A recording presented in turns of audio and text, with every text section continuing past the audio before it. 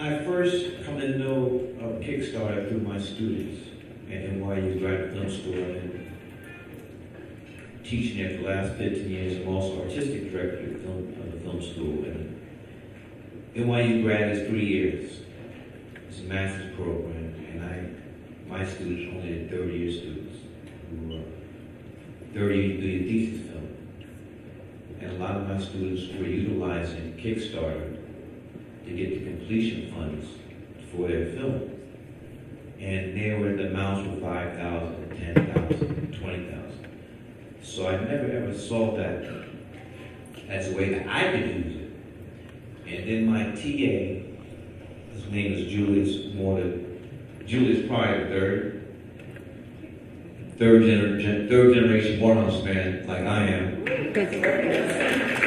My TA, he said, Spike, you need to start looking at Kickstarter. And the reason why is because there were two projects. Run to Mars, which was a canceled TV show. They raised $5.5 million on Kickstarter. And then Zach Braff, you might have seen his show, he was on a show called Scrubs with brother man Donald Faison on NBC. He raised $3.5 million. So, when I found out, I went over to the office of Kickstarter and met the two co-founders, Yancey and Perrier, and I just wanted to get as much information as I could. They were tired of me being in their office. And then that's when I made, after doing a lot of due diligence and with their guidance, decided to do this Kickstarter. So we have a goal of $1,250,000. That's Brooklyn right there, 250. And we're, I think, $1.5 million with 19 days left. And so, as Nisha talked about, I have an attack for watermelon Kickstarter, but my answer is this.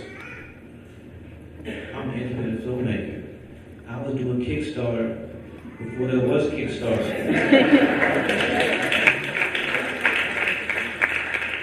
How do you think we raised the $175,000 for She's Gotta Have my first film? It was me making phone calls, writing a letter, pen on paper. Remember what a postcard is? Remember what a stamp is?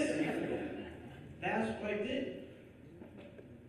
So the principles of Kickstarter were been there forever. So anybody, back in the day, Michelangelo's guys, they had to get money from their patrons. You had to get money from the church to do your stuff or be commissioned to do something. So the principles are the same, and now we're using technology with social media. So here's my feeling that Kickstarter is for everyone. It is.